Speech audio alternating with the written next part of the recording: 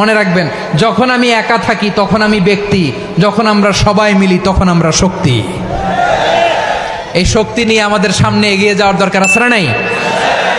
তাহলে আমরা যদি নিজেরা বিরোধে লিপ্ত হই, আমাদের ক্ষমতা পাওয়ার ছুটে যাবে। আমরা এই পাওয়ার হারাতে চাই না, ঠিক কিনা বলেন? রব্বুল আলামিন ঠিক তাই বললেন।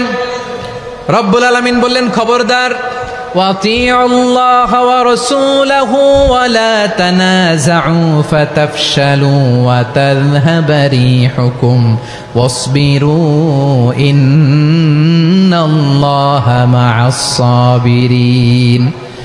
আল্লাহর আনুগত্য করো, নবীর আনুগত্য করো, কিন্তু খবরদার নিজেরা বিরোধে লিপ্ত হয়ো না, নিজেরা মারামারি করো না, তাহলে তোমাদের শক্তি কমায় দিবে কে? ফাতাফশালু, তোমরা সাহস হারাবা, ওয়া তাযহাবা রিহুকুম, তোমাদের শক্তি কমে যাবে, পাওয়ার কমে যাবে।